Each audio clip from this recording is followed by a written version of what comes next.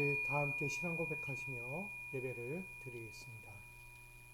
전능하사 천지를 만드신 하나님 아버지를 내가 믿사오며 그 외아들 우리 주 예수 그리스도를 믿사오니 이는 성령으로 잉태하사 동정녀 마리에게 나시고 본디오 빌라도에게 고난을 받으사 십자가에 못 박혀 죽으시고 장사한 지 사흘 만에 죽은 자 가운데서 다시 살아나시며 하늘에 오르사 전능하신 하나님 우편에 앉아 계시다가 저리로서 산자와 죽은 자를 심판하러 오시리라. 성령을 믿사오며 거룩한 공예와 성도가 서로 통하는 것과 죄를 사하여 주시는 것과 몸이 다시 사는 것과 영원히 사는 것을 믿사옵나이다. 아멘. 찬송가 429장 찬송가 429장 함께 찬양하겠습니다.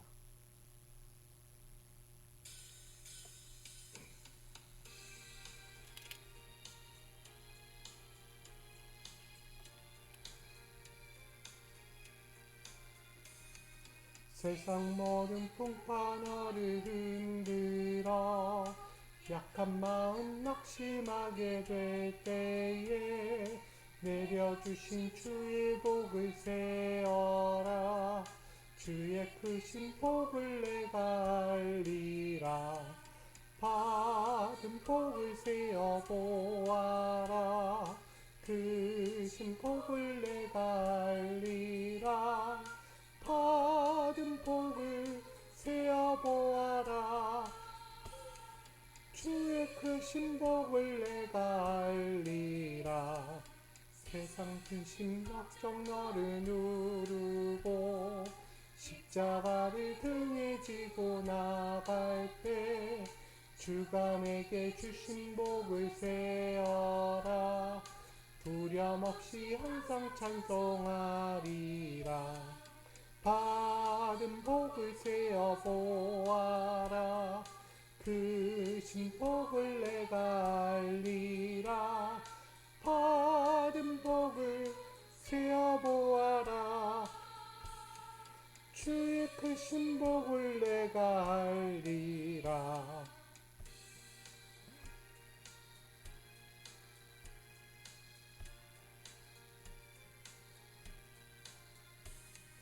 세상 권세 너의 앞길 막을 때 주만 믿고 낙심하지 말아라.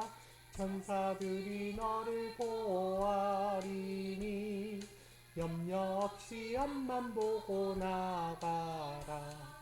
받은 복을 세어 보아라. 크신 복을 내가 알리라. 받은 복을 세어 보아라.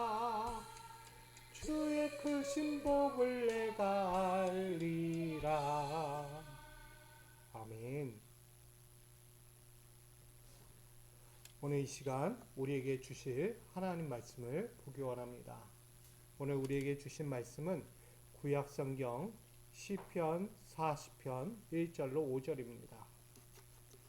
구약성경 시편 40편 1절로 5절까지의 말씀을 우리 한 절씩 교독하시고 5절은 합독하여 받들어 공독하겠습니다. 내가 여호와를 기다리고 기다렸더니 귀를 기울이사 나의 부르짖음을 들으셨도다. 나를 기가 막힐 운동과 수렁에서 끌어올리시고 내 발을 반석 위에 두사 내 걸음을 견고하게 하셨도다. 새 노래 곧 우리 하나님께 올릴 찬송을 내 입에 두셨으니 많은 사람이 보고 두려워하여 여호와를 의지하리로다. 여호와를 의지하고 교만한 자와 거짓에 치우치는 자를 돌아보지 아니하는 자는 복이 있도다. 다 같이 여호와 나의 하나님이여 주께서 행하신 기적이 많고 우리를 향하신 주의 생각도 많아 누구도 주와 견줄 수가 없나이다. 내가 널리 알려 말하고자 하나 너무 많아 그 수를 셀 수도 없나이다. 아멘. 사랑과 은혜 하나님, 한 주의 삶에 또 주님의 너그러운 손길로 붙들어 주셔서 귀한 하루하루를 승리하고 믿음의 귀한 자리 가운데 늘 거하며 주의 주시는 은혜로 살아올 수 있도록 귀한 삶의 자리를 인도해 주시니 감사합니다. 늘 주의 은혜 앞에 엎드릴 때 부족하고 연약하지만 늘 주님은 우리를 사랑하여 주셨고 늘 우리를 붙잡아 주셨고 우리를 또 한번 일으켜 세워 주의 길에 설 수 있도록 은혜를 베풀어 주셨음을 고백합니다. 주님, 오늘 이 시간을 통하여 당신이 한 주 동안에도 베풀어 주셨던 귀한 은혜를 돌아보며 다시 한번 믿음의 고백을 올려오니 아버지여 우리의 연약함은 가려 주시고 다시 한번 믿음을 더하는 귀한 시간 되게 하여 주시옵소서. 나아가 그 믿음을 통하여 당신을 더욱더 영광스럽게 올리는 믿음의 삶이 또 한번 시작되도록 오늘 이 귀한 자리를 주여 처음부터 끝까지 인도하여 주옵소서. 주의 마음을 알고자 또한 주의 뜻을 알고자 주의 당신의 거룩한 자비의 손길을 구하고자 엎드리는 많은 문제 가운데 있는 이들이 있사오니 그 문제를 주님 들으시고 응답하시고 속히 역사하여 주시옵소서. 오늘도 귀한 주의 음성을 기다리며 예수 그리스도의 이름으로 기도합니다. 아멘. 사랑과 은혜의 하나님이 오늘도 여러분과 함께 하시고 여러분에게 귀한 놀라운 축복으로 함께하여 주실 것을 소망합니다. 오늘 시편 40편의 말씀을 가지고 깊이가 더해질 때 찾아오는 복이라는 제목으로 이 시간 함께 나누고자 합니다. 먼저는 하나님의 은혜를 깊이 체험하는 저와 여러분 되기를 소망합니다. 존 뉴턴은 어린 시절 어머니를 여의고 11살 때에 선장인 아버지를 따라서 배에 올라탔다고 합니다. 그 후 아프리카에서 노예를 실어 나르는 노예 선원이 되기도 했고 후에 노예 무역에서 종사하기까지 했다라는 이 존 뉴턴의 이야기가 있습니다. 근데 이 존 뉴턴의 이면적인 이야기가 있어요. 그것은 뭐냐면 그가 청년이 되었을 때 군대를 갔는데 군대에서 적응을 하지 못해요. 군대에서 탈영을 시도하다가 붙잡혀 채찍질을 당하는 수모를 당하기도 했습니다. 그리고 성격은 다혈질이었어요. 거칠었어요. 그래서 많은 사람들로부터 인정받기보다는 비판의 대상이 되기도 했다고 합니다. 결국은 그 주변에서요 이렇게 불려졌어요.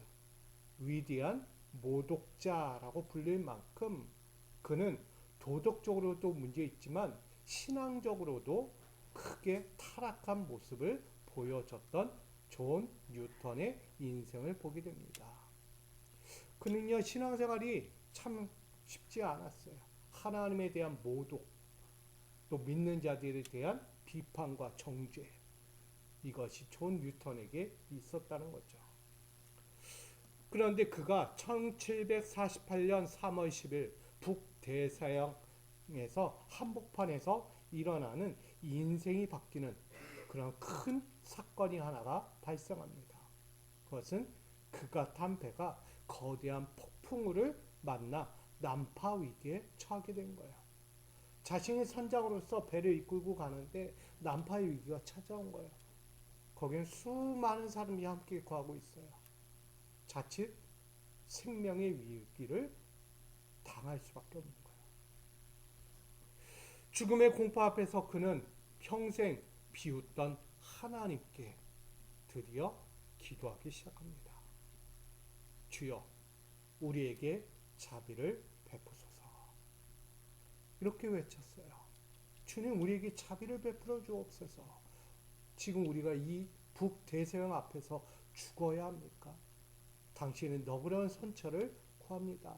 당신의 은혜를 우리에게 다시 한번 자비의 손을, 긍휼의 손을 베풀어 달라고 이 존 뉴턴이 한 번도 하나님께 온전하게 기도하지 않았던 그가 이 절망의 순간 앞에서 외치며 기도했다는 거예요. 그렇게 기적적으로 이 존 뉴턴의 배는 살아 남게 됩니다. 이 사건은요, 그의 인생을 송두리째 바꾸는 영적 회심의 사건이었다고 전하기도 합니다. 훗날 이 존 뉴턴은요, 목사가 됩니다. 그리고 영국의 올리라는 마을에서 사역하며 자신의 과거를 회상하는 가사를 쓰기도 했다고 합니다. 이 가사가 뭔지 아십니까? 우리가 잘 알고 있는 찬양이에요. 나 같은 죄인 살리심. 존 뉴턴의 작사곡이었어요. 그의 인생의 모든 전반적인 삶을 돌아보면서 고백하는 거예요. 하나님께.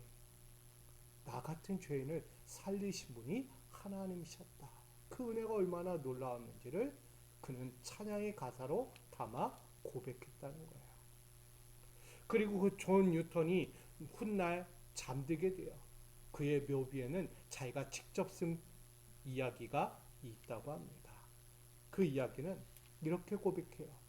한때 방탕하고 불신앙자였으며 아프리카 노예들의 부림을 받았던 존 뉴턴은 우리 주 예수 그리스도의 풍성하신 자비로 말미암아 용서받고 변화되어 성직자가 되었고 자신이 그토록 파괴하려 했던 그 믿음을 도리어 전파하게 되었다라는 그의 비석에 쓰여있는 글귀입니다.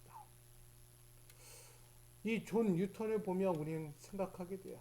아, 그래 한때 방황도 하고 방탕도 하고 불신앙적이었던 그도 바뀌는구나.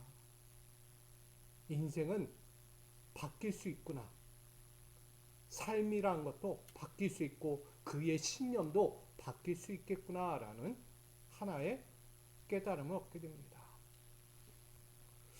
여러분, 하나님의 은혜를 전혀 경험하지 못할 것만 같던 사람도요, 이런 은혜를 경험하면 완전히 바뀌는 거예요.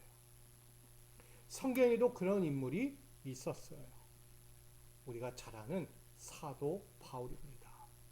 그는 지난날 사울이었어요. 그리스도인들을 박해하고 핍박하고 또한 잡아 넘기는 자였어요. 그런 사울이요, 다메섹 도성에서 예수님을 만나게 되죠. 예수님을 만나 은혜를 체험하게 돼요. 그런 사울이 결국 예수를 만나고 바울이 되어집니다. 그리고 나아가 사도로서 오직 하나님의 은혜를 전하게 돼요. 그의 고백 중에 하나죠. 오직 하나님의 전적인 은혜였다라고 고백합니다. 하나님의 전적인 은혜가 아니고는 내가 이렇게 복음을 전할 수 없다라고 전합니다. 그리고 그에게는 늘 갖고 있던 육체의 가시가 있어요. 때로는 질병이라고도 이야기하지만 그의 삶에서 찾아오는 고통과 또한 약함의 존재를 질병, 가시로 이해했다는 거예요. 그것조차도 하나님의 은혜로 그 하나님의 복음을 전하는 통로로 받아들였던 사건, 바로 사도 바울이요, 하나님의 은혜를 깨닫고 나니까, 예수를 만나고 나니까 완전히 바뀌는 거예요.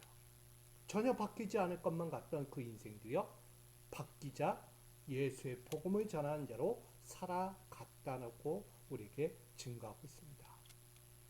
이처럼 하나님의 은혜를 깊이 경험하게 될 때 우리의 인생은 완전히 변화되는 것입니다. 과연 나 같은 사람도 바뀔 수 있을까?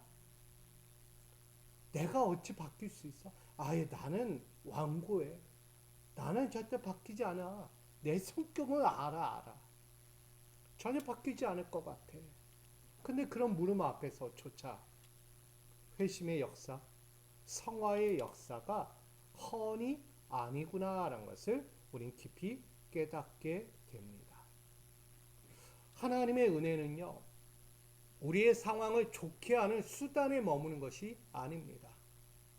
하나님의 은혜가 단순히 아우 너무 좋아, 행복해, 나의 결과적인 목표로 끝나는 것, 수단이 아니란 거야. 하나님의 은혜가. 하나님의 은혜는요, 우리의 근본적인 영적인 삶과 방향성을 다시 재정비하고 원래의 상태, 원천의 자리로 세워가는 데 있다는 거예요. 그러니까 하나님의 은혜는요, 여러분이 원래 가져야 할 신앙, 원래 있어야 될 삶의 자리, 그러니까 여러분이 누려야 할 영적인 그 은혜의 자리까지조차 하나님이 회복하게 하는 게 원래의 자리로, 본연의 자리로 돌아가게 하는 것이 바로 하나님의 은혜입니다. 그러니까 이 하나님의 은혜를 단순히 내가 뭔가 누리고 뭔가 얻고자 내가 생각하지 않은 기적을 바라면서 사는 것이 은혜가 아니다는 거예요. 그건 수단이 되는 거예요. 근데 이 하나님의 은혜는 수단이 아닙니다. 하나님의 은혜는 내가 원래 본성으로 갖고 있었던, 가져야 했던 그 하나님의 전적인 축복과 같은 은혜들을 다시 꺼내는 시간이고 회복하는 은혜입니다. 이해하셨습니까? 그러기에 우린 하나님의 은혜를 단순히 좋아지는 수단으로 지금껏 살아왔다면 이제 마음을 바꾸고 생각을 바꾸고 우리의 예배나 우리의 기도의 형태가 바뀌어야 하는 것입니다. 오늘 시편 40편에 등장하는 다윗도 그것을 우리에게 동일하게 고백하고 있다는 것입니다. 이 본 시편의 40편은요, 학자들의 두 가지 가설이 등장하고 있습니다. 시편 40편의 배경이 뭘까요? 배경은 첫 번째는 다윗이 사울 왕에게 쫓기며 광야 가운데 겪었던 시절을 회상하며 적었던 이야기. 첫 번째 학자들의 이야기예요. 또 하나는 자신의 아들 다윗이 노년이 됐을 때 아들 압살롬에 의해서 생명의 위협을 느끼자 광야로 도피하면서 썼던 이 추정되는 사건의 이야기를 이 시편의 40편에 적었다라는 두 가지의 학설이 등장합니다. 근데 어느 게 정확하다라고 이야기를 하지 않아요. 하지만 배경은 더 여기에 가까워요. 어디에? 자신의 아들 압살롬을 피해서 도피하는 다윗의 이야기의 심정을 이 안에 담아놨다는 것입니다. 당시 광야로 피하며 도망치던 때에 다윗은 상황과 물리적인 현실 앞에서 원망과 불신으로 하나님을 바라보지 않았다는 거예요. 오히려 다윗은요, 하나님은 자신의 방패가 되시며 영광의 구원이 되셨다라고 고백하고 있습니다. 당시 사울왕에게 쫓길 때도요, 충성이 변심이 되어 이유 없는 고난으로 회의감과 억울함에 지쳐 있을 때 어떤 마음이 들었을까요? 당연히 원망했겠죠. 불신을 갖겠죠. 내가 충성을 다했는데, 얼마나 열심으로 따랐는데 하나님 이런 나에게 시련을, 역경을? 아니, 다윗의 입장에서 사울 왕은 누구예요? 장인어른이란 말이에요. 부모와 같은 자예요. 근데 그 부모 앞에서 열심히 충심을 다했고 늘 항상 정의롭게 행했단 말이에요. 그럼에도 불구하고 사울 왕에서 미움을 받아요. 우리가 알고 있듯이 사울에게, 다윗에게 백성들이 향하는 마음이 달랐기 때문이에요. 사울 왕보다 다윗을 더 우러러보는 마음. 왕은 사울인데 아직 왕이 되지도 못하고 그저 장군밖에 되지 못하는 다윗을 향하여 더 백성들이 칭송하고 우러러보니 사울 왕의 마음에 뭐가 생겨요? 근심이 생겨요. 백성들이 나를 존대하고 나를 칭송하는 것이 아니라 저 다윗을 더 우러러보고 더 칭송하는 모습에 불쾌감을 갖고 다윗에 대한 원망이 생겨요. 그러니 사울이요, 다윗을 가만두지 않는 거예요. 아무리 사위라도 자신의 왕권에 도전하는 것만 같아서 죽이려고 합니다. 그래서 계속해서 다윗을 쫓아 광야까지 나가 죽이려고, 해하려고 하는 마음이 있었죠. 그런 거예요. 다윗은요, 불신한 마음을 가진 적이 없어요. 사울 왕에게. 언제나 충심으로 행했어요. 거짓 없이 진실하게 나의 부모이자 왕으로서 늘 공경하고 존대하며 따랐다는 거예요. 그런데 그것조차도 뭐가 됐어요? 변심이 되어버렸어요. 다른 마음으로 바뀌어버린 거죠. 그러니 그 모든 것이 뭐가 돼요? 회의감이 들어요. 억울해요. 열심히 했는데도 어려운 상황, 광야로 쫓겨나는 다윗의 인생은 억울할 수밖에 없었던 거예요. 또 하나는 아들 압살롬에게 쫓기는 거예요. 압살롬에게 쫓기면서 그 광야로 또 한번 피신하며 그의 인생의 노년에, 젊은 나이도 아니고 노년에 아들 압살롬에게 쫓겨서 광야로 피신해요. 그러면서 그가 느끼는 게 뭐냐면 정과에 대한 폭로예요. 정과가 뭐냐면 지난날 다윗이 지었던 죄가 온 세상에 폭로가 되는 거예요. 그러니까는 어디에서조차 그가 피할 길이 있다 없다? 피할 길이 없어요. 저 다윗은 뭐다? 죄인이다 하는 거예요. 다윗의 한 편에 늘 응어리고 있는 게 뭐냐면 젊은 날 왕으로서 있을 때 그가 지었던 죄. 그건 뭐예요? 우리아의 아내 밧세바를 침한 거예요. 남의 아내를 겁탈하고 또한 그 여인의 남편 우리아를 전쟁터에 날 뻔해서 죽여버리는 거예요. 이게 다윗의 모습이었어요.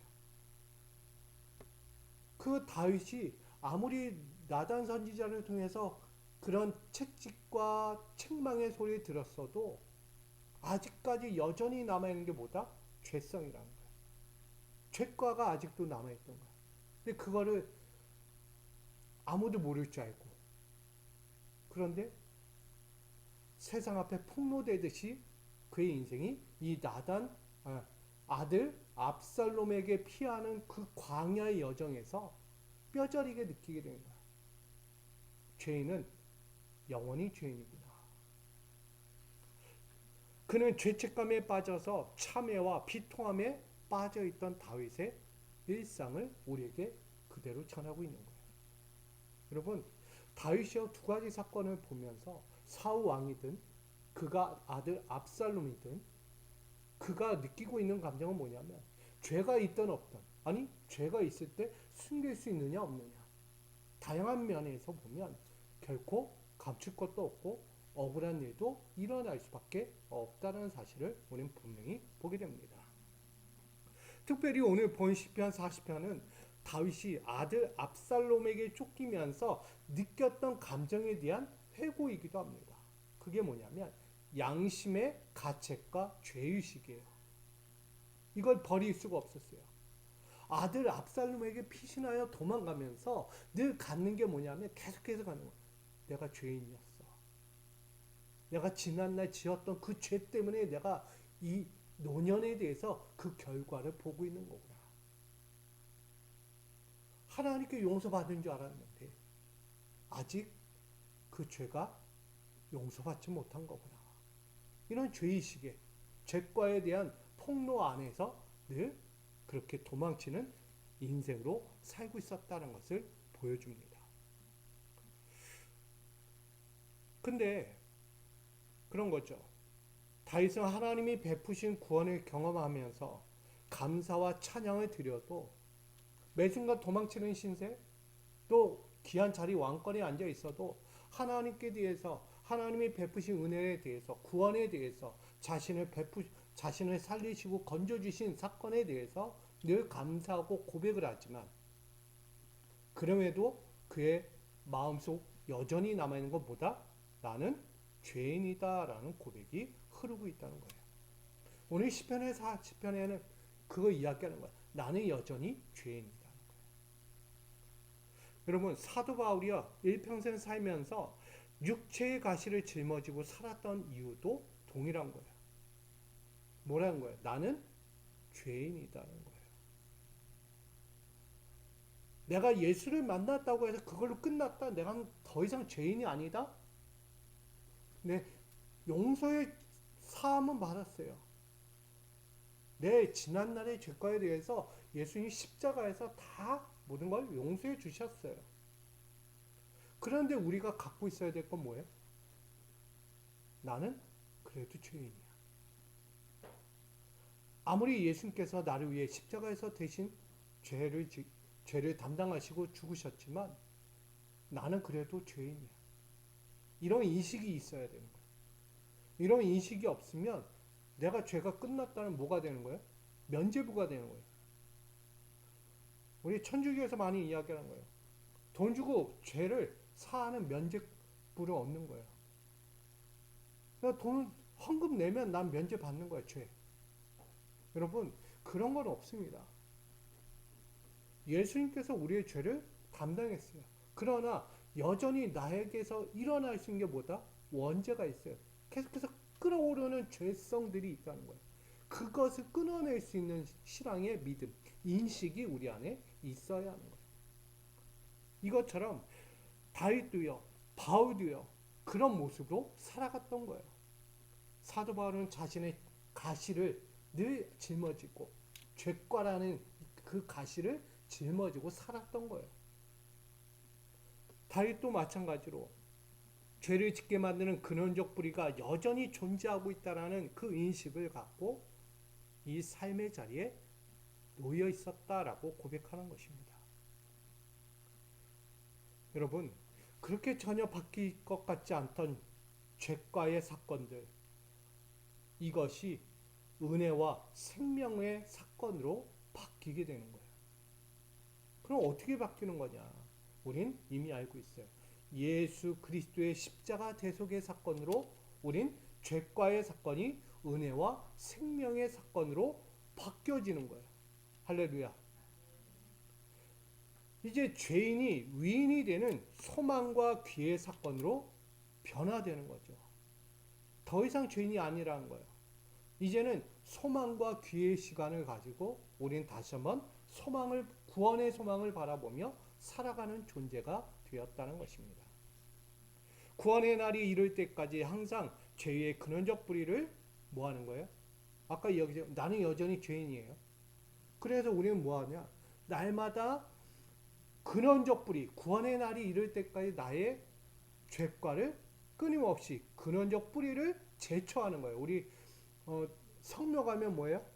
풀이 막 나 있잖아요. 그거 뭐 한다고 그래? 제초한다 그래. 벌목한다 그러잖아요. 그건 뭐냐면 쳐내는 거예요.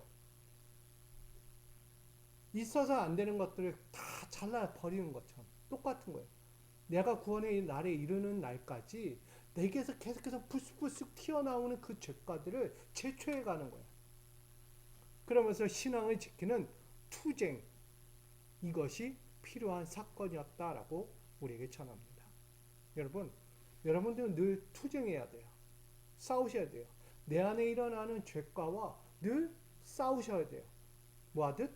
제초하듯 끊어내고 잘라내고 덮어버리고 끊어낼 수 있는 그런 여러분들의 신앙의 사건이 필요하다는 것입니다. 그래서 오늘 이야기하는 거예요. 무엇이냐? 내 죄과를 완전히 끊어낼 때야 비로소 나에게 가장 값진 삶의 자리가 찾아온다는 거예요. 다윗이 그것을 느꼈어요. 시편 40편을 통해서 우리에게 말하고자 하는 것은 그래 내가 갖고 있던 죄과 있어. 나는 여전히 죄인이야. 근데 그 죄과를 뭐 하려고요? 끊어내려고.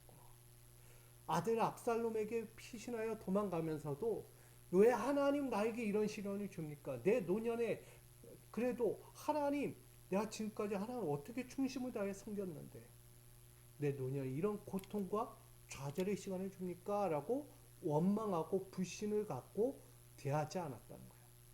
오히려 지난날의 죄과를 떠올리며 그걸 내가 지금 끊어내기를 원하고 있구나. 아직도 여전히 나에게 남겨진 것들을 버려내지 못한 것을 빨리 버려내게 하시고자 하는 하나님의 연단, 인내 과정이었구나라는 것으로 바꿨다는 거죠. 여러분, 그래서 이야기하는 거예요. 오늘 깊이가 더해질 때 찾아오는 복이라고 오늘 전했어요. 이 말씀의 제목은 바로 여전히 죄인일 수밖에 없는 우리에게 하나님의 은혜가 어떻게 찾아오는가를 말하고 있는 것입니다. 하나님의 은혜가 어떻게 찾아올까? 첫 번째는 부르짖음이 더해질 때 우리에게 하나님의 은혜의 복이 찾아온다는 것입니다. 1절과 2절에 보면 내가 여호와를 기다리고 기다렸더니 라고 이야기해요. 기다렸다는 의미가 뭘까요? 이거 카워키위티라고 해서 바라다, 기다리다, 소망하다라는 뜻을 갖고 있습니다. 그래서 단순히 이것이 시간이 지나가기를 바라는 기다림이 아니에요. 뭐냐면 아들 압살롬에게 쫓기며 느꼈던 죄과의 감정이 수치와 비통함이 찾아오면서도 이것을 뭘로 바꿨느냐? 하나님이 유일한 길임을 깨닫게 하고 있다는 거예요. 지금 내가 아들 압살롬에게 피하여서 도망가고 있는 이 사건이 내 죄과에 대한 수치, 비통함, 나는 여전히 죄인이니까 그걸로 멈춰 있는 것이 아니라 이것은 지금 하나님이 나의 영원한 유일한 길, 내가 살 수 있는 생명을 얻고 내가 구원받을 수 있는 길은 오직 여호와 하나님밖에 없다는 사실을 우리에게 이야기하는 거예요. 그래서 다윗에게 뭘 이야기하느냐? 다윗은 그 하나님께 향하여 끝까지 매달리고 붙들며 부르짖는 사투였다라고 이야기합니다. 이해되십니까? 오늘 1절과 2절은요. 기다리고 기다렸다. 뭐 했다는 거야? 하나님을 끝까지 붙들고 의지하고 하나님만 바라보면서 외쳤다는 거예요. 그런 사투를 이 광야의 여정, 아들 압살롬을 피해서 도망가는 그 광야의 여정에서 그렇게 외쳤다는 이야기입니다. 다윗은 결국 깊이 있는 부르짖음으로 사투할 때 하나님께서 자신을 붙들어 주셨다고 고백합니다. 자신이 결코 벗어날 수 없는 기가 막힐 웅덩이, 수렁, 거기 있었지만 그게 뭐예요? 내가 지은 죄. 거기에 빠져 있었어요. 근데 그것을 심판의 현장이라고 여기지 않고 오히려 하나님이 나를 구원하고자 하는, 하나님이 나를 깨우쳐주고자 하는, 하나님이 나를 다시 온전하게 바꾸고자 하시는 그 하나님의 직접적인 간섭이었다라고 이야기해요. 그러니 하나님은 외면하지 않고 방치하지 않으시고 직접 건져주시며 다시는 흔들리지 않는 어디에? 반석 가운데 세워주셨다고 이야기하는 거예요. 그게 2절의 말씀이에요. 내 걸음을 견고하게 하셨도다. 어디에? 내 발을 반석 가운데 세워. 이게 바로 그리스도의 반석이에요. 결코 흔들리지 않아요. 어떤 상황에 가도요 견고하기 때문에 넘어지지도 쓰러지지도 휩쓸려 가지도 않는다는 거예요. 여러분, 오늘 다윗이 부르짖음이 더해지는 사투, 계속 끊임없이 사투를 벌였어요. 부르짖는 사투예요. 광야에서 뭐 할 수 있겠어요? 험난한 인생 가운데 뭐 할 수 있겠어요? 부르짖는 것 외에는 없는 거예요. 내 죄가는 인정해요. 그 안에서 하나님께 매달리는 것, 이게 다윗의 한 가지 목적이었던 거예요. 미소가족 여러분, 우리들도 죄과의 감정이 거대한 해일을 일으키듯 몰려올지도 모릅니다. 그것은 나를 심판하려는 하나님의 죽음의 쓰나미가 아니에요. 그것은 나를 건지시고 구원하시어 생명의 반석 가운데 다시 굳게 세워 살아가기를 원하시는 죄과의 감정이라는 거예요. 아멘.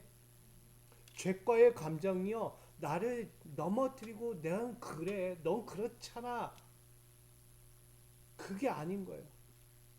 나를 생명의 반석 가운데 세우고자 하는 깨달음의 죄과예요.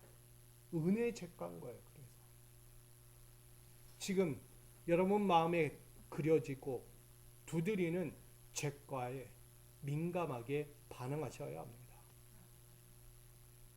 그 반응되어질 때 우린 부르짖음이 더해져요. 죄과의 감정이 느껴져요. 우린 성령의 깨달음이 있잖아요. 성령님이 오셔서 너는 지금 이런 문제가 있어. 너는 이런 상태야. 다 깨닫게 하시고 알려주신단 말이에요. 그걸 무시하지 마세요. 그것은 뭐 하라고요? 내가 하나님을 더 붙들라는 신호예요. 그러니 부르짖음이 더해지는 죄과의 제초를 통해서 우리는 생명의 반석 가운데 다시 서는 저와 여러분이 될 수 있기를 소망합니다. 두 번째는 3절과 4절의 이야기예요. 위대함이 더해질 때 하나님이 주시는 축복이 더해진다. 여러분 3절과 4절이 이렇게 이야기해요. 새 노래 곧 우리 하나님께 올릴 찬송을 내 입에 두셨으니 많은 사람이 보고 두려워하여 여호와를 의지하리로다. 여호와를 의지하고 교만한 자와 거짓에 치우치는 자를 돌아보지 아니하는 자는 복이 있도다 라고 증가합니다. 오늘 이 말씀 안에서 중요한 게 뭐냐면 여호와를 의지하고예요. 여러분 의지함이 뭘까? 의지하고라는 것은요 바타흐라고 이야기합니다. 이것은 신뢰하다라는 뜻을 갖고 있어요. 단순히 기대 심리가 아니에요. 첩참이 엎드러지고 환경에서 완전히 깨져버리고 있는 그 상태에서 하나님께 인생 전체를 세상 말로 몰빵하는 거예요. 내 인생의 전부를요 하나님께 내어 드리는 위지예요. 그러니까 내 인생이 있다 없다? 없다. 내 인생이 다 하나님 건 거예요.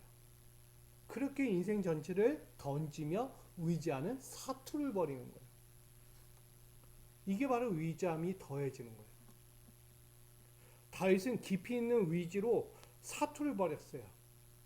얼마나 깊이 있는 의지였냐면 자신이 공포와 두려움에 쌓일 정도. 여러분 지금 다윗이 도망갔다고 했잖아요.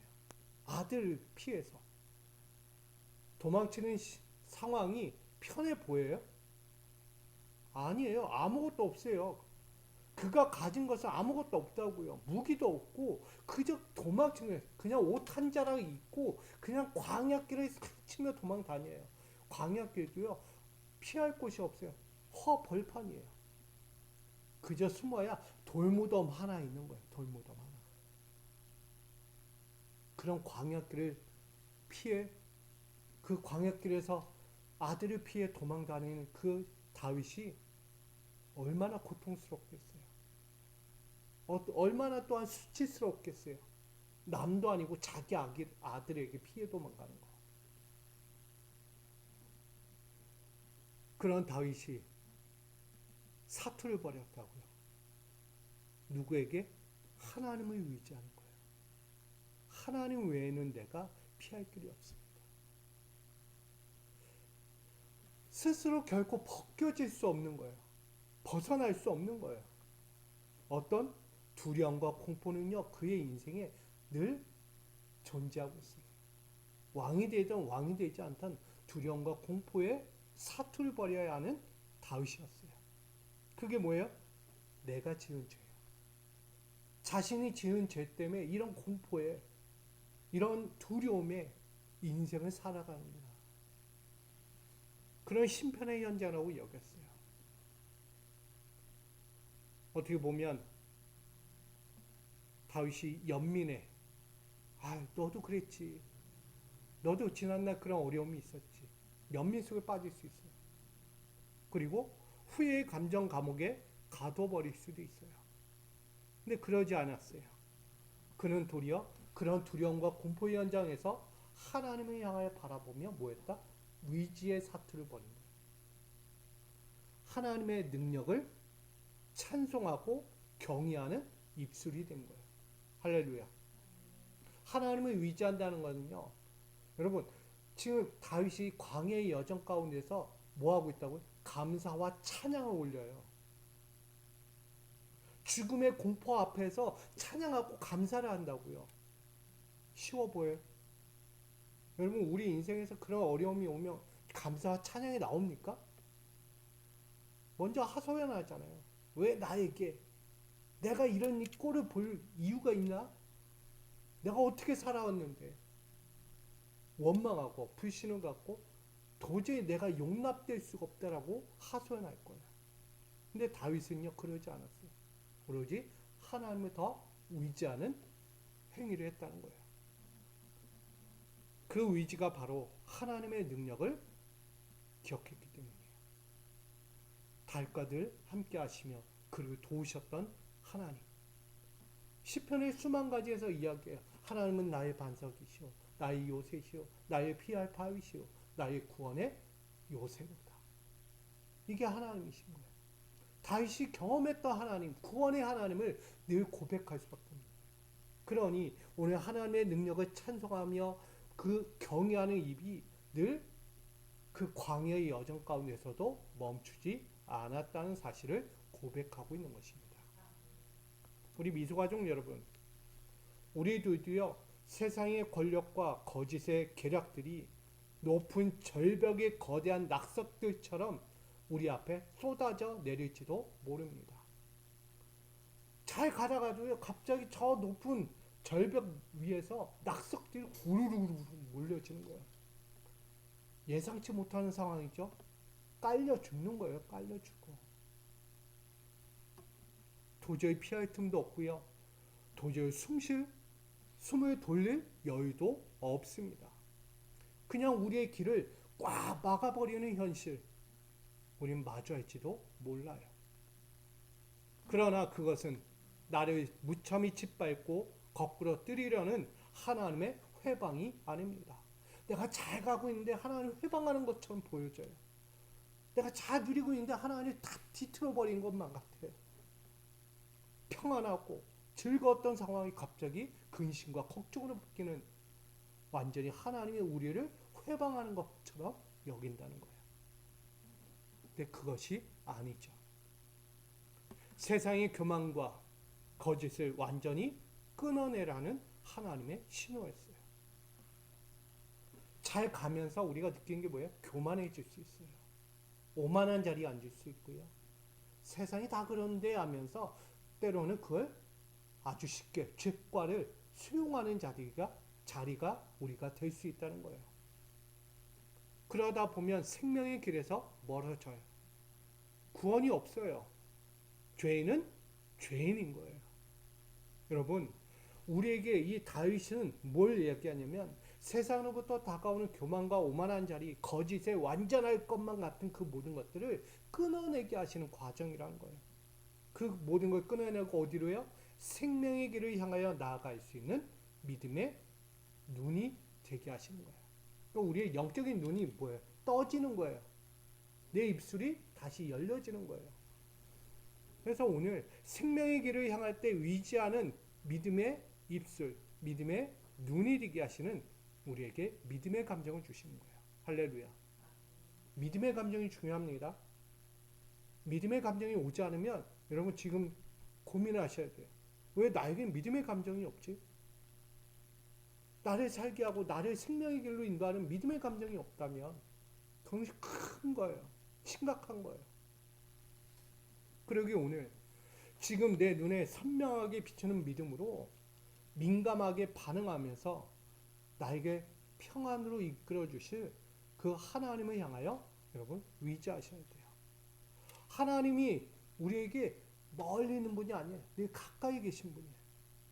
그러니 내 위지함이 더해지는 믿음의 안전장치, 내 위지가 더 강해지며 강해질수록 하나님의 은혜가 더 뭐한다? 깊어질 수밖에 없다는 사실을 기억하셔야 돼요. 그 깊어짐이 뭐가 돼요? 결국은 새 노래가 되는 거예요. 찬송의 입술로 바뀌게 되는 것입니다. 저는 우리 모두가 하나님을 위지하는 그 더해지는 그 순간을 통하여서 새 노래, 찬송의 입술, 그 모든 삶이 되어지기를 주님의 이름으로 소망합니다. 마지막으로 우린 5절을 보게 돼요. 하나님의 은혜가 더해질 때. 5절의 말씀을 보면 우리 같이 읽어볼게요. 시작. 여호와 나의 하나님이여 주께서 행하신 기적이 많고 우리를 향하신 주의 생각도 많아 누구도 주와 견줄 수가 없나이다.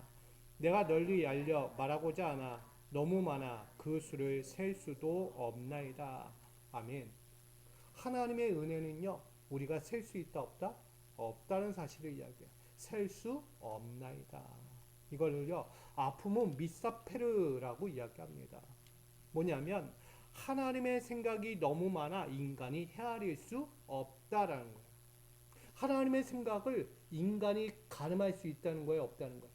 전혀 가늠할 수 없다는 거죠. 인간은 하나님의 생각을 알지 못해요. 하나님의 뜻을 헤아릴 수가 없어요. 그거 같은데 아닌 거예요. 아닌 것 같은데 그렇다는 거예요. 이게 하나님이에요. 하나님의 생각을 내가 쉽게 이해하고 안다? 그건 자기 생각인 거예요. 여러분, 하나님은 우리가 인간으로서 생각할 수 없는 깊이를 갖고 있어요. 그러기에 하나님의 깊이 있는 생각들이 지금 다윗 안에 심겨졌다는 거예요. 그게 하나님의 은혜예요. 헤아릴 수 없다. 셀 수 없다는 건 뭐야? 하나님의 생각과 하나님의 뜻이요. 다윗의 그 모든 전신을 쥐어 잡았다. 다른 말로 하면 빽빽하고 압도적인 경이로움으로 충만하다라는 거예요. 이게 바로 하나님의 은혜예요. 하나님의 은혜가 그 온 전신을 다 휘어 잡으니까 다른 어떤 것도 보이지 않아요. 오로지 하나님의 전적인 은혜. 여러분, 다윗은 깊이 있는 하나님의 은혜로 충만해졌을 때 그가 모든 삶의 광야의 여정조차도 감사가 된 거예요. 여러분, 하나님의 은혜가 없으면요, 삶에 찾아오는 환경들을 위해서 뭐예요? 쏟아내요. 막 쏟아내요. 혈기에 있는 혈기들이 다 쏟아져 나와요. 왜? 하나님의 은혜가 없으니까. 근데 다윗은요, 그 극한 상황에서도 하나님의 전적인 은혜로 가득 압도적으로 채워져 있으니까 원망과 불신이요? 아니요. 그게 웬 말이에요? 도리어 감사와 찬양이 나올 수밖에 없다는 사실이에요. 그의 고백은 뭐냐면 하나님의 행하신 기적과 위대하심을 어찌 비교할 수 있는가? 세상 어떤 환경이 찾아와도 대적이 오고 아들 압살롬이 나를 향해 칼을 들고 나의 목을 조여와도 하나님의 능력, 하나님의 기적, 하나님의 행하신 일들에 비길 수가 없다는 거예요. 할렐루야. 여러분, 자신이 벌이고 있는 사투가 뭐예요? 믿음의 사투예요. 자신의 죄가를 끊어내는 사투를 벌이고 있던 거예요. 다윗은. 그 끊어내는 사투를 하니까 자기 아들조차도 뭐예요? 죄과예요. 왜? 믿음으로 키우지 못했고 나라의 한 왕으로서 자식을 올바로 치리하지 못한 죄과가 있어요. 그런 죄과의 자리에서조차도 사투를 벌이면서 경외하는 믿음의 사투, 찬양을 드리는 거예요. 하나님만 찬양합니다. 하나님만 경외합니다. 하나님만 의지합니다. 하나님만은 나의 구원자로 의지합니다. 그런 날마다 하나님을 의지하는 사투를 펼쳤더니 비로소 그의 인생에 뭐가 찾아왔다? 죽음의 쓰나미에서 건져지고 거대한 고난의 낙석들에 갇히지 않는 생명의 현장을 그가 맞이하게 했다는 거예요. 그러니까 다윗은요, 늘 도망치는 그 모든 현장이 뭐였다? 생명의 현장이었어요. 구원받는 현장. 도망을 치고 있어도 가는 곳곳이 뭐다? 생명을 유지하는 곳이 됐던 거예요. 이걸 고백한 거죠. 다른 말로 하면 세상이 줄 수 없는 평안, 인간은 결코 셀 수도 없는 압도적인 승리를 하나님이 그 자신에게 허락해 주셨다고 고백하는 것입니다. 그게 바로 승리예요. 도망치는 것 같으면 뭐 하고 있는 거예요? 지금 다윗은 승리를 이루고 있는 거예요. 저는 예를 들면 우리 이삭을 떠올리게 돼요. 이삭이 뭐 하는 사람이었죠? 땅꾼이었어요. 땅꾼. 우물을 파는 사람이었다고요. 우물을 파면 옆집 이웃이 와서 뭐예요? 뺏어가요. 또 다른 곳 가서 우물을 팠더니 또 거기도 뺏어가요. 이삭의 입장에서 어떤 마음 들어요? 내가 팠는데, 내가 힘을 들여서 땀 흘려서 고생하며 내 식구들이 그렇게 팠는데 왜 뺏어가? 원망하고 불평할 거예요. 근데 그런 원망 불평하지 않고 또 다시 다른 곳을 파요. 또 파요. 그렇게 계속 팝니다. 여러분, 이삭의 우물이요, 결국은 생명의 우물로 바뀌어요. 하나님을 의지하는 자는요, 빼앗긴 것 같으나 다시 되찾게 됩니다. 여러분 지금 여러분에게 있는 정말 갖춰지지 않고 이룰 수 없을 것만 같은 삶의 자리에서 넘어지지 마십시오. 그건 넘어짐이 아니라요. 나를 승리로 이끌어 가시는 하나님의 정말 섭리예요. 하나님의 놀라운 은혜라고요. 오늘 미소가족 여러분, 지금 우리에게 하나님의 깊이 있는 은혜는 이른 비와 늦은 비로 예전처럼 적당하게 내리고 있는 거예요. 뭔지 이해되세요? 지금 하나님의 깊이 있는 은혜는 뭐냐면 이른 비와 늦은 비로 예전처럼 적당하게 내리고 있다는 거예요. 과하지도 덜하지도 않은 거예요. 그러니까 여러분들이 살면서 아우 이만큼의 복을 받고 싶어요. 근데 하나님은 그걸 원하지 않아요. 그냥 적절한 걸 원하세요. 과하지도 않고 덜하지도 않아요. 하나님은요 아주 세밀하신 분이에요. 그리고 새벽빛같이 여러분에게 어김없이 찾아오셔요. 새벽빛은 뭐예요? 은은해요. 그냥 간번에 해가 팍 떠오는 게 아니잖아요. 여러분들 일출 보셨죠? 해가 떠오르는 뭐예요? 해가 천천히 떠올라요. 천천히. 누군가는 빨리 떠오르지 이왕 떠오를 거면 아니요. 천천히. 다 때가 있고 시기가 있는 거예요. 그것은 뭐냐면 우리의 갈증이 빨리 해소되기를 원하지만 하나님은 새벽빛같이 천천히 우리의 갈증을 해소하기를 원하고 있는 거예요. 다른 말로 하면 그 새벽빛은 우리가 갖고 있던 모든 문제를 천천히 제거해 가고 있고 우리의 닫혀지고 목말라 하는 그 모든 심령들을 해소시키고 있는 하나님의 시간대란 거예요. 또한 정결을 위해 모든 더러운 것들을 씻어내듯 우리를 천천히 씻겨내고 있는 것 같아요. 저는 그것을 예수님의 보혈이에요. 예수님의 보혈은요, 우리의 모든 죄가를 단번에 씻어냈어요. 근데 우리는 그 죄가가 여전히 남아있어요. 나는 죄인이니까. 씻겨진 것 같은데 아직도 덜 씻겨진 것 같은 거예요. 근데 이게 정상인 거예요. 왜? 나는 여전히 죄인이거든. 그렇다고 예수님의 십자가가 허무하다? 이거는 완벽하지 않다라는 게 아니에요. 예수는 완벽하셨어요.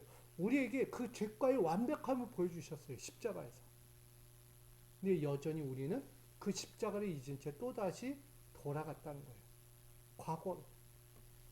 여러분, 지금 나의 심령에 주어지고 새롭게 붙들려야 하는 삶의 선물들이 있습니다.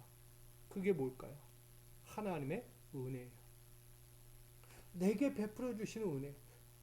환경은 어렵고 내 죄가는 너무나 많지만 그럼에도 하나님의 은혜는 여전히 나를 향해 있다는 것을 잊지 않는 거예요. 하나님의 은혜가 더해지는 충만함은 결국 우리가 헤아릴 수 없는 하나님의 축복을 맞이하게 되는 거예요. 그래서 셀 수 없는 은혜의 복으로 우리 모두가 다시 서야 한다라고 전하는 것입니다. 사랑하는 미소가족 여러분, 하나님의 은혜가 더해지는 충만함이 여러분 가운데 있기를 소망합니다. 그리하면 셀 수 없는 은혜의 복이 여러분에게 함께 하실 것입니다. 오늘 미소가족 여러분, 전적으로 자신의 죄과를 제초해야 합니다. 그 죄과를 제초하면서 하나님을 부르짖는 의지의 믿음이 우리 안에 있어야 합니다. 그 의지의 믿음이 있으면 하나님의 은혜가 깊어져서 그 하나님의 은혜로 말미암는 뭐가 임한다? 복이 임하게 되는 거야. 셀 수 없는 복이 찾아오게 되는 것입니다. 오늘 저와 여러분의 삶의 현장에서 이것이 되어야 합니다. 깊이가 더해질 때 찾아오는 복이 되어야 합니다. 단순히 이 자리에 와서 엎드리고 구하고 바라보는 것이 아니라 여러분의 인생 가운데서 다시 한번 내 깊이 있는 기도, 깊이 있는 삶의 자리 만들어갈 때 하나님의 은혜가 전적으로 우리에게 깊이 있게 찾아오는 거예요. 때로는 어렵고 힘들고 낙심과 절망과 슬픔과 아픔이 찾아와도요. 하나님의 깊이 그걸 바라보면 여러분 넘어지지 않습니다. 여러분 다시 한번 여러분의 견고한 생명의 반석 가운데 오를 수 있도록 인도해 주시고 그 입술엔 새 노래가 불려지게 하시고 하나님의 은혜를 날마다 고백할 수 있게끔 우리에게 깊이가 더해지게 하는 이 삶의 자리로 우리를 부르고 계십니다. 여러분, 다윗과 같이 어떤 상황에서도 주님의 이름을 의지하고 날마다 하나님만을 나의 전적인 구원의 반석으로 여기며 찾아나가는 여러분의 믿음의 복이 오늘 이 자리에서부터 또 한번 삶의 자리에 이르기까지 날마다 있어지기를 주님의 이름으로 축복합니다. 기도하겠습니다. 사랑과 은혜 하나님, 오늘도 당신의 거룩한 자리로 나아갑니다. 은혜의 자리가 있어 엎드릴 때 다른 것을 구하는 것이 아니라 오늘도 우리의 죄가를 여전히 제초하며 하나님을 부르짖고 당신을 의지하는 믿음으로 하나님의 은혜가 깊이 있게 우리에게 더해지는 셀 수 없는 복의 삶을 우리가 구합니다. 오늘도 여전히 과거에 멈춰 있는 자가 아니라 이제는 깊이 있는 신앙으로, 깊이 있는 믿음으로, 깊이 있는 기도의 삶으로, 깊이 있는 삶의 자리로 아버지를 찾기를 원하오니 오늘도 부르짖고 찾고 구하고 의지하는 우리 믿음의 성도들, 그 안에 참된 안식과 평안, 그리고 당신이 허락한 은혜의 복을 마음껏 허락하여 주옵소서. 이제는 견고한 생명의 반석 가운데 서게 하시고 그 가운데서 새 노래로 찬양하는 입술 되게 하시고 날마다 하나님의 은혜가 없다라고 고백하는 우리 모든 성도들이 되도록 지금부터 함께하여 주시옵소서. 모든 영광을 주께 돌리며 예수 그리스도의 이름으로 기도합니다. 아멘. 우리 함께 기도하다 돌아갑니다. 오늘도 부르짖습니다. 오늘도 주님을 위하여 엎드립니다. 주님 앞에 엎드리는 우리의 심령들, 내가 오늘 부르짖는 그 의지가 있기를 원합니다. 내 깊이가 더해지는 부르짖음, 결국 하나님을 만나는 결과가 됩니다. 하나님의 은혜를 깨닫고 하나님의 그 깊이 있는 삶을 누리게 됩니다. 오늘 하나님께 붙들림 받는 자리, 오늘 그것이 우리의 자리입니다. 오늘도 깊이 있는 부르짖음으로 믿음의 사투를 벌이고자 합니다. 주께 붙들림 받기를 원합니다. 주여 인도하여 주옵소서. 우리의 사랑하는 자들을 다시 한번 그리스도의 반석 가운데 세워주시고 어떤 상황에서도 흔들리지 않고 견고한 반석, 위지의 반석, 생명의 반석 가운데 거하여 하나님의 은혜를 다시 고백할 수 있는 저희가 되게 하여 주옵소서. 나아가 깊이 있는 위지를 통하여 아버지 앞에 서기 원합니다. 언제나 주님을 신뢰하며 주님을 의지하며 내 인생을 다 던질 수 있는 사투의 삶이 이루어지기를 원합니다. 세상에 찾아오는 두려움과 공포에 엎드려 후회와 감정에 빠지고 인생의 허탄한 감옥에 갇혀 하나님의 은혜를 잊어버리고 하나님의 능력조차 잊어버리는 입술이 되지 않기를 원합니다. 오늘도 세상의 권력과 거짓의 계략들 앞에 넘어지지 않고 오직 내가 피할 바위, 내가 피할 요새, 나의 영원한 반석 되시는 하나님 앞에 서기 원합니다.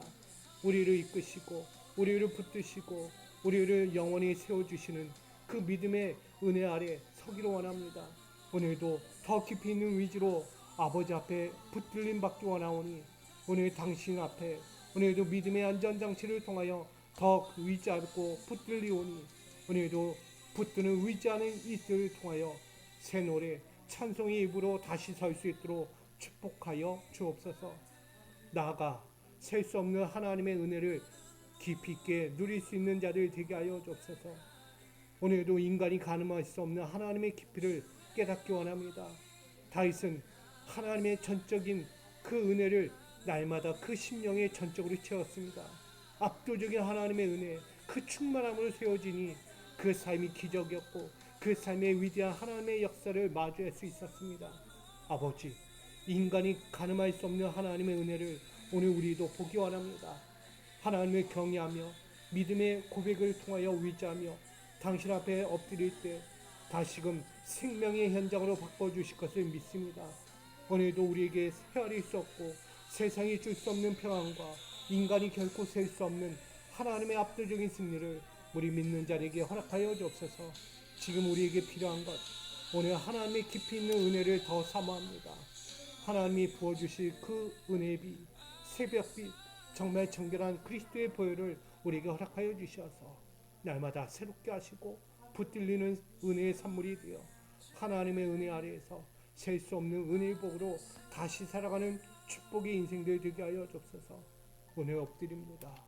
다시 한번 우리는 나는 여전히 죄인임을 고백하며 아버지 앞에서 오늘도 더 깊이 있는 기도, 더 깊이 있는 믿음의 신앙, 더 깊이 있는 의지로 아버지를 신뢰하며 서기로 원하오니 이 붙들림 앞에서 셀 수 없는 복으로, 셀 수 없는 하나님의 선처와 은혜로 우리를 채워주옵소서. 오늘 다시 서는 자들 견고한 생명의 반석 가운데 서게 하여 주옵소서. 그 자리에 올라 그 입술을 열어 새 노래로 당신만을 찬양하고 고백하기를 원합니다. 당신의 은혜였다고, 오직 하나님의 은혜였다고 고백하는 우리의 삶이 되기 원합니다. 오늘 이 시간을 통하여 다시 한번 부르짖고 의지하고 그 하나님의 셀 수 없는 은혜의 감정을 찬양과 감사로 올려드리는 우리의 자리가 되기를 원합니다. 다시 세워 주시옵소서. 인도하여 주시옵소서. 역사하여 주시옵소서. 오늘도 다시금 그 모습으로 시작하오니 받아 주시옵소서. 아버지 감사합니다. 아버지 사랑합니다. 아멘. 우리 역사하신 주의 은혜로 달려가는 우리 모두에게 함께하실 예수님의 이름으로 기도합니다.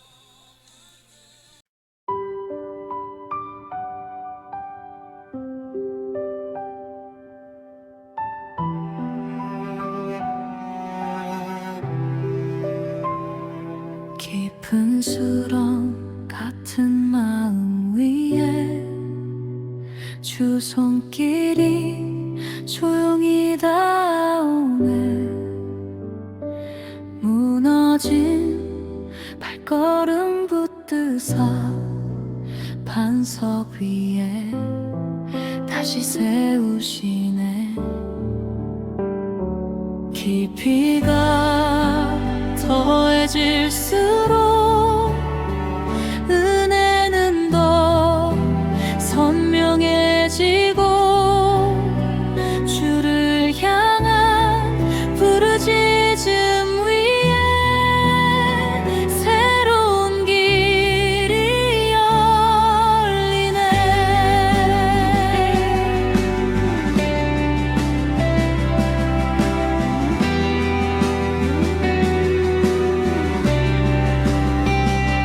두려움이 밀려오는 밤에도 내 영혼은 주만 바라보네.